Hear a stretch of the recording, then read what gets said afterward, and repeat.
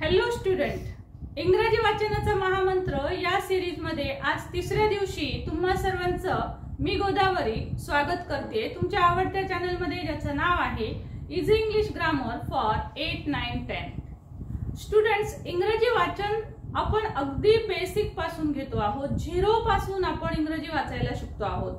त्यामध्ये आपण बेसिक वेगवेगळ्या प्रकारचे सर्व साऊंड पाहिले, आपण ए टू झेड पर्यंतचे साऊंड पाहिले. त्याचबरोबर जर कॉन्सोनंट एकत्र आले, 2 कॉन्सोनंट, 3 कॉन्सोनंट, 4 कॉन्सोनंट एकत्र आले तर उच्चार कसे होतात हे सर्व आपण अभ्यासलेलं आहे.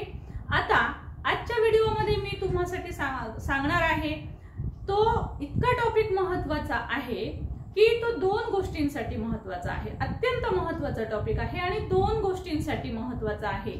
एक तर पहा, इंग्रजी वाचन करत असताना आपल्याला अनेक प्रकारची नावं वाचावी लागतात. जसं की व्यक्तींची नावं असतील, नद्यांची नावं असतील, पर्वतांची नावं असतील, गावं, आडनावं, अशी वेगवेगळ्या स्वरूपाची नावं आपल्याला वाचावी लागतात. ती मुलांना इंग्रजीमध्ये वाचन करत असताना ती अवघड जातात. दुसरी गोष्ट, आजकाल बरेचशा लोकांना व्हॉट्सअपवर मेसेज करत असताना किंवा कुठेही सोशल मीडियावर मेसेज करत असताना आपण मेसेज हा इंग्रजीमध्येच टाईप करतो. मराठीमधलं आपलं वाक्य असतं, परंतु आपण ते इंग्रजीमध्ये टाईप करतो.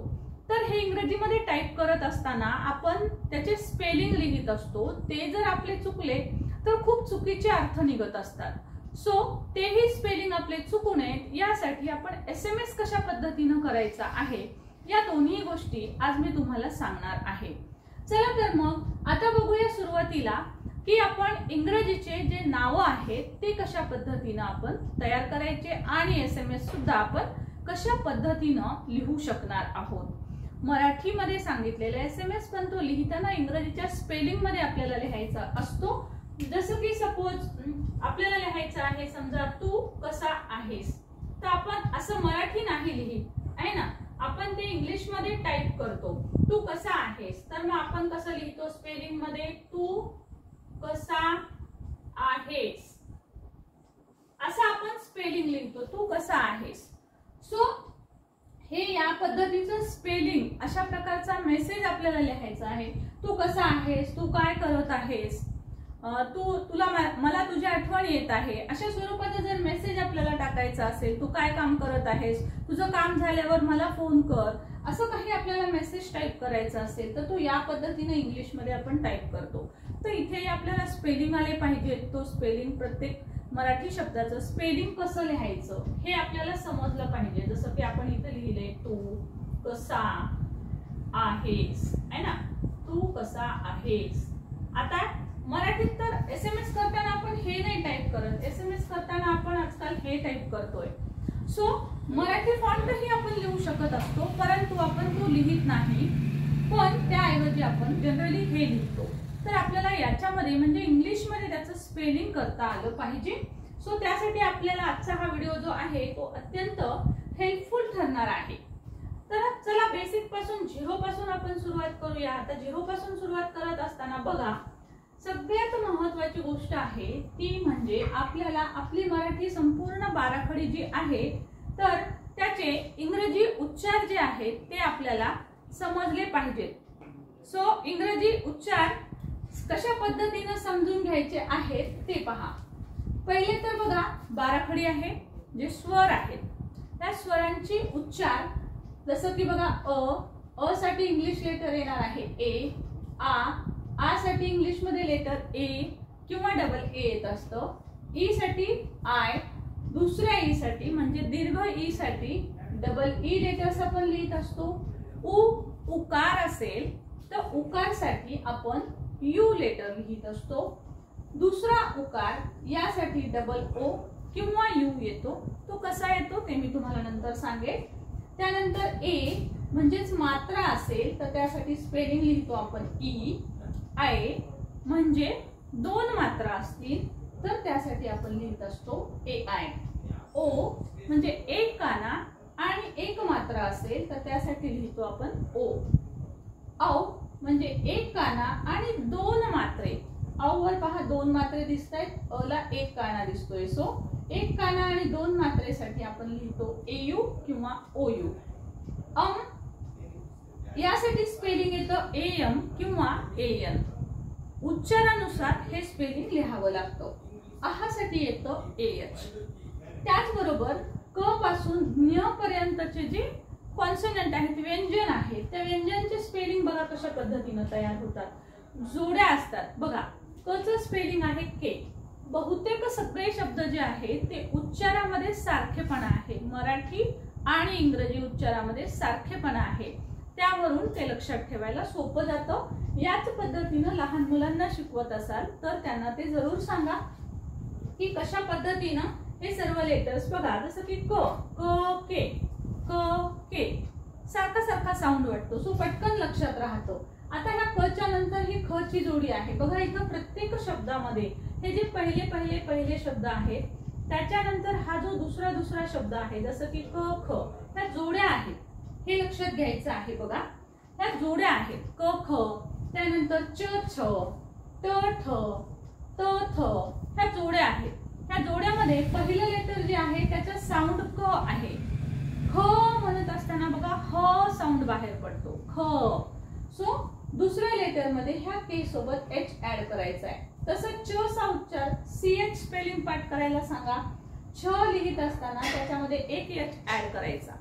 शक्यतो याच पद्धतीने मुलांना लिहून घेऊन त्याच पद्धतीने पाठ करायला लावलं तर मुलांना ते सोपं जाईल स्पेलिंग लक्षात ठेवण्यासाठी. आणि प्रत्येक बघा ख छ ठ म्हणून पहा ठ ह ह साऊंड बाहेर पडतो, ख ख फ स ह साऊंड बाहेर पडतो. ह साऊंड बाहेर पडत असल्यामुळे मागचं जे लेटर आहे त्याच्याच स्पेलिंग मध्ये आपण एच ऍड करत असतो. म्हणून क ख ख के एच, च CH छ ह म्हणून CH आणि अजून एक एच CH, ट ठ, ट च टी आहे तर ठ च टी एच ऍड केला. त टी आहे, थ च टी एच, एक फक्त एच ऍड केलेला आहे. प प ला पी लिहा, फ फ म्हणताना त्यात फक्त एक एच ऍड करायचा आहे. य साठी वाय, पण हे सर्व लेटर्स इथून वेगवेगळे आहेत. ओके. सो या पद्धतीनं तशाच पद्धतीनं ग लेटर आहे. ग च्या नंतर घ आहे, ग घ ची जोडी आहे. ह्या दोन जोड्या, ह्या दोन जोड्या, ह्या दोन जोड्या, अशा प्रकारचे हे शब्द आहेत. हे पहिले दोन लेटर झाले की त्याच्या पुढची पण जोडी आहे. म्हणजे एक एक साऊंड पाठ करावा लागतो. जसं की डी साठी तुम्ही ड पाठ कराल, ड च्या नंतर ध पाठ करायची गरज नाहीये. ध मध्ये जस्ट तुम्हाला डी मध्ये एच ऍड करायचं आहे असं मुलांना समजावून सांगा. ओके. सो या पद्धतीनं हे सर्व स्पेलिंग क्ष ज्ञ हे अक्षर मुलांकडनं चांगले पाठ करून घ्यावे जर ते लहान असतील. तुम्ही अगदीच 0 लेवल पासून शिकत आहात त्यामुळे तुम्हालाही काही येत नसेल तर तुम्ही हे जोड शब्द जे आहेत क्षज्ञ तर ह्याचे स्पेलिंग नीट पाठ करायचे आहे. त्र TR येतं, श्र साठी SHR येतं. त्याचबरोबर अजून अनेक असे जोड शब्द आहेत ते कशा पद्धतीने आपण लिहायचे आहेत तेही मी तुम्हाला सांगणार आहे. सो बघा हा झाला अत्यंत बेसिक भाग जो की तुम्हाला पाठ असणार आहे. ओके. सो त्याचबरोबर बघा आ म्हणजे काना असतो. सो हा शब्द आपल्याला कानासाठी ऍड करायचा आहे. त्यानंतर ई म्हणजे वेलांटी असते, पहिली वेलांटी. एक लिहिते मी इथं पहिली वेलांटी. पहिल्या वेलांटीसाठी हा ई शब्द. दुसरी वेलांटी, ही दुसरी वेलांटी. उ जेव्हा येत असतो यू तर तेव्हा असतो पहिला उकार. पहिल्या उकारासाठी हा शब्द लिहायचा असतो. त्यानंतर हा आहे दुसऱ्या उकारासाठी. ए येतो एक मात्रासाठी. तसंच आय येतो दोन मात्रांसाठी. ओ येतो एक काना आणि एक मात्रा. एक काना आणि एक मात्रासाठी. हा येतो औ एक काना व दोन मात्रेंसाठी. दोन मात्रे येतात. हा अनुस्वारासाठी येतो. म्हणजे जर एखाद्या शब्दावर अनुस्वार असेल तर तेव्हा किंवा अन हा हे स्पेलिंग आपल्याला लिहावं लागतं. तर हेही मुलांकडनं व्यवस्थित पाठ केलं तर तुम्हाला सर्व स्पेलिंग लिहिणं खूप सोपं जातं. यावरून तुम्ही कका किकी पण तयार करून घेऊ शकता. बरेचसे मुलं कका किकीचं स्पेलिंग घोकून घेतात पॅरेंट्स. जसं की क के, का के ए, की के आय, दुसरी की के KEE असं करून घेतात, ते घ्यायची गरज नाही आहे, कारण इथं आपल्याला क ख ग घ चे स्पेलिंग माहिती आहे. ते जर तुम्ही पाठ करून घेतले तर त्याच्यामध्ये जस्ट अ आ इ ई ऍड केलं की तुमचे स्पेलिंग तयार होतात. लहान मुलं असतील तर त्यांना हे समजावून सांगा, जसं की क मध्ये अ मिक्स केलं, आता हे ए आणि आ दोन्हीसाठी एच लेटर वापरलं जातं. सो क लिहिलं की के आणि का लिहिलं की के ए. ठीक आहे. वेलांटी दिली पहिली की के आय, दुसरी वेलांटी घेतली की के डबल ई, उकार घेतला क ला की के यू कू. ठीक आहे. उ हा आपण दुसऱ्या उकारासाठी कू, तर के डबल ओ. अशा पद्धतीने हे स्पेलिंग तयार करता येतात.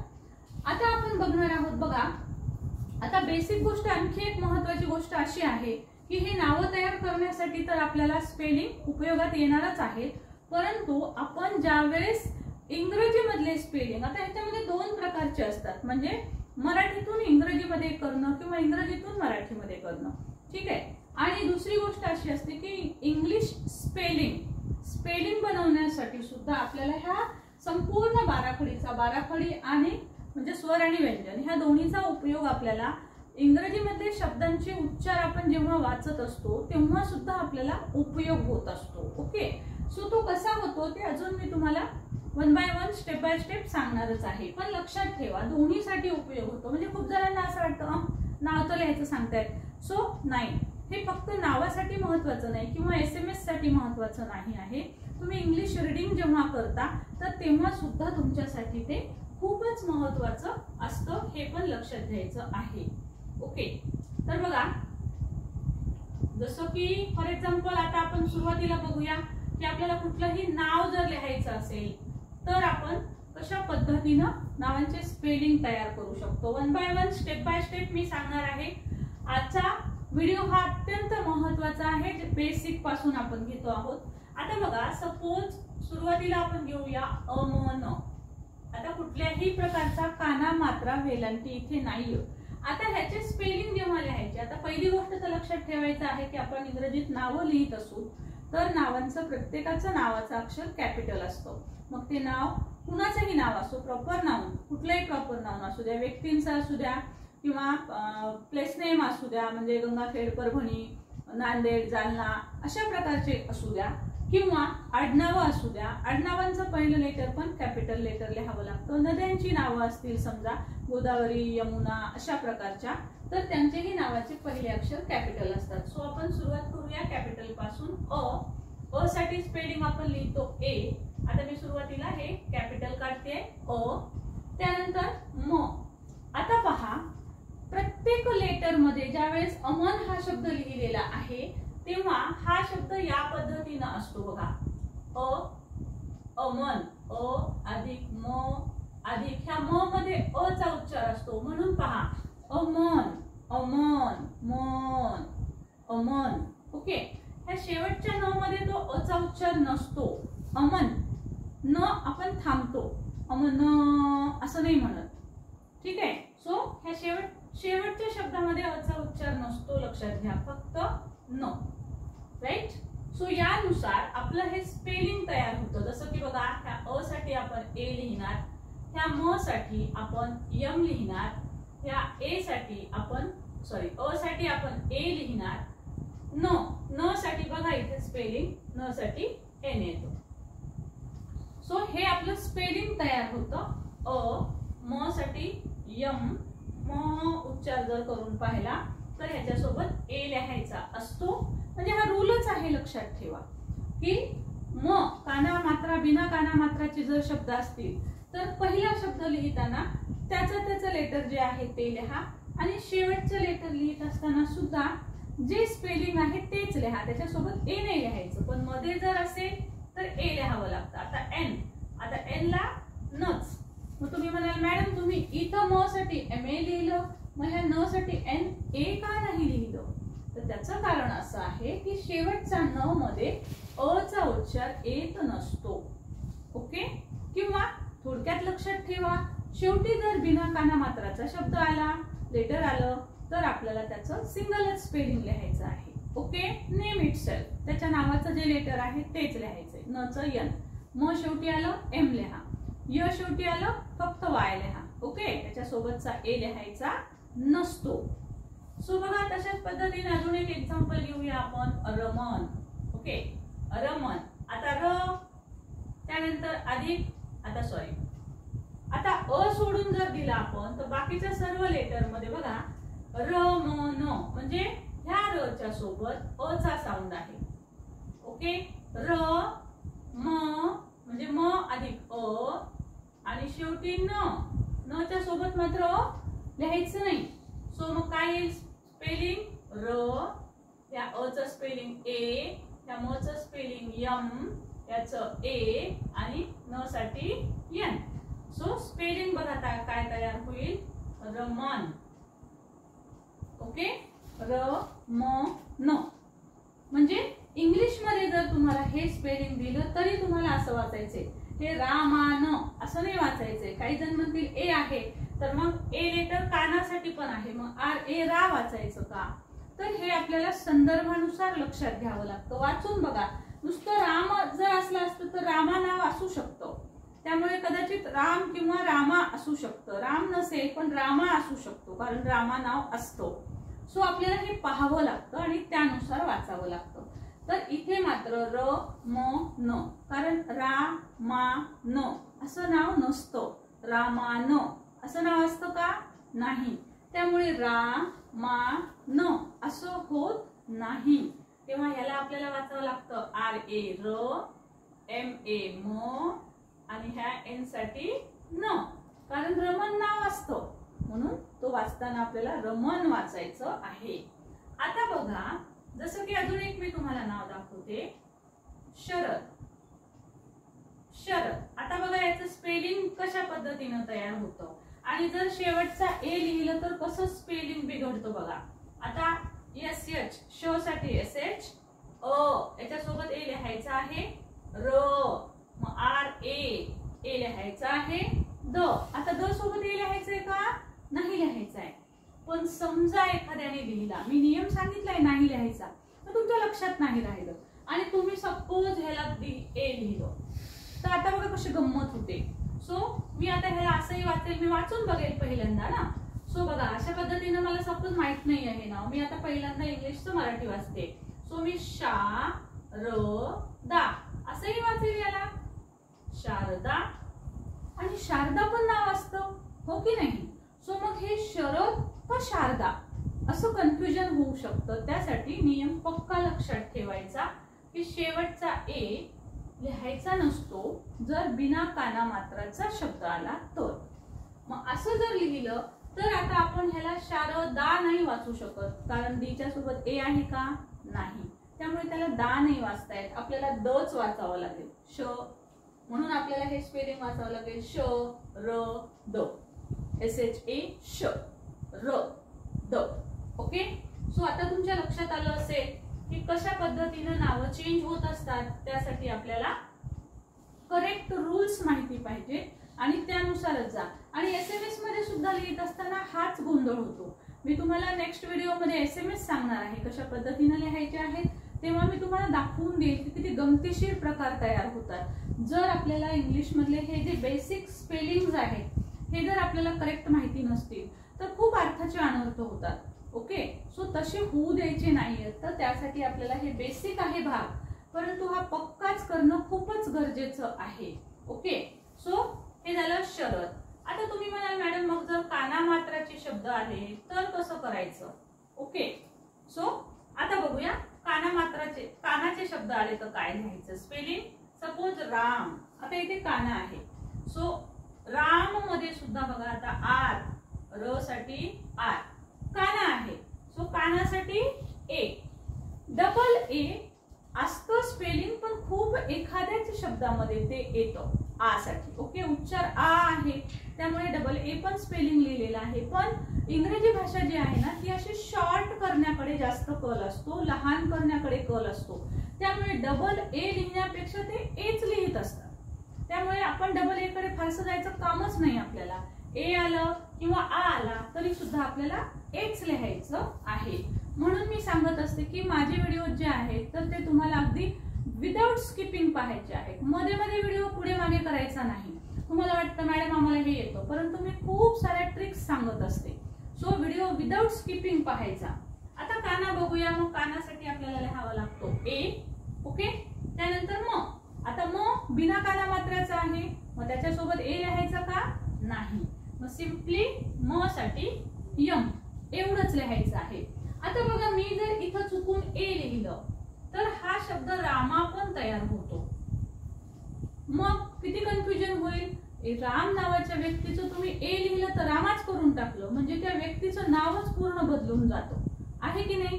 म्हणजे ह्या अशा चुका होतात. त्यासाठी बेसिक पासून सगळ्या गोष्टी पक्क्या असल्या पाहिजे. सो शेवटचा ए लिहायचा नसतो, नाहीतर नाव सुद्धा एकदम बदलून जातात, व्यक्तीच बदलली जाते. राईट. सो बघा, अशा पद्धतीने आपण राम हे नाव लिहू शकतो. सपोज जसं मी आता तुम्हाला शरदचं शारदा दाखवलं, जसं बघा आता शारदा. आता याच्यामध्ये मात्र शेवटी काना आलेला आहे बघा. आता एस एच, श साठी एस एच. ओके, हा एस मोठा काढू आपण. ठीक आहे, एस एच. काना, कानासाठी ए. र सिंगल आहे, काना नाही, तरी पण काय लिहावं लागतं, ए लिहावा लागतो. त्यानंतर द.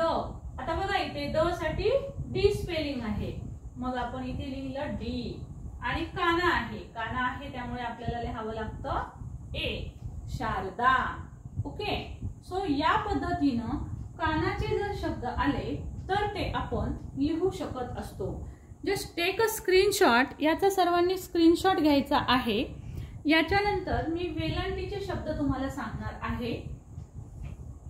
ओके, स्क्रीनशॉट झालाच असेल लिहून. आता बघूया आपण वेलांटीचे शब्द कशा पद्धतीने लिहायचे. कानाचे शब्द आपण घेतले, बिना काना मात्राचे घेतले. आता आपल्याला सपोज वेलांटीचे शब्द आले तर कशा पद्धतीने लिहायचं आहे बघा. सपोज नाव आहे किशन. किशन बघा. आता किशनचं स्पेलिंग लिहित असताना ह्या के चं स्पेलिंग आधी लिहायचं, क चं स्पेलिंग लिहायचं के. आणि ही पहिली वेलांटी आहे. सो पहिल्या वेलांटीसाठी स्पेलिंग येतं आय. ओके, पहिल्या वेलांटीसाठी स्पेलिंग येतं आय. सो त्यासाठी आपल्याला लिहायचंय आय. की, हा झाला आपला की तयार. राईट. त्यानंतर शो साठी एस एच. आणि त्याच्यासोबत काय लिहावं लागतो लक्षात ठेवा. मध्ये जेव्हा जेव्हा बिना काना मात्राचा शब्द येतो त्याच्यासोबत ए घ्यायचंच. त्याचा हा मित्र आहे. बिना काना मात्राचा मध्यभागी शब्द आला की त्याच्या मित्राला सोडायचंच नाही. त्याच्या मित्राला सोबतीला घ्यायचं म्हणजे घ्यायचं.